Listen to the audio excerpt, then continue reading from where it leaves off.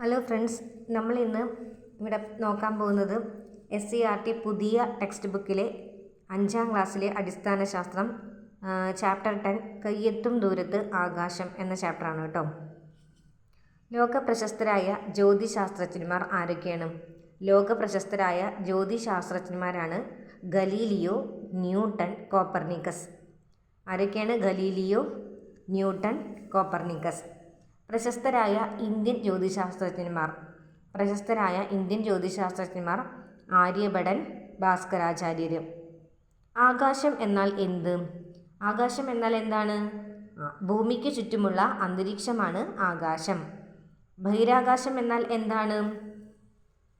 ഭൂമിയുടെ അന്തരീക്ഷത്തിന് പുറത്തുള്ള വായുരഹിതമായ സ്ഥലമാണ് ബഹിരാകാശം.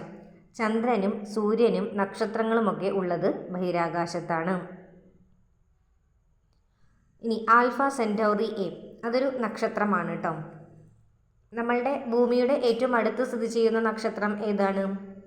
അത് സൂര്യനാണ്. സൂര്യൻ കഴിഞ്ഞാൽ ഭൂമിയുടെ അടുത്ത് സ്ഥിതി ചെയ്യുന്ന നക്ഷത്രമാണ് ഏത്? ആൽഫ സെൻറ്റൗറി. 16 ലക്ഷം ഭൂമിയെ ഉൾക്കൊള്ളുന്ന വലിപ്പമാണ് ആൽഫ സെൻറ്റൗറിക്കുള്ളത്. ഭൂമിയിൽ നിന്ന് 40 ലക്ഷം കോടി കിലോമീറ്റർ അകലെ. അപ്പോൾ ആൽഫ സെൻറ്റൗറി 16 ലക്ഷം ഭൂമിയെ ഉൾക്കൊള്ളുന്നു.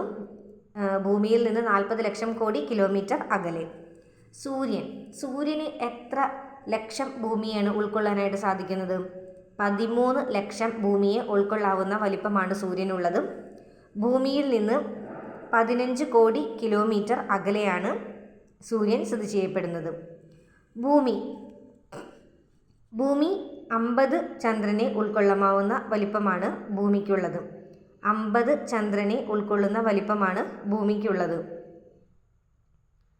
ചന്ദ്രൻ ഭൂമിയിൽ നിന്നും 3.84 ലക്ഷം കിലോമീറ്റർ അകലെയാണ്.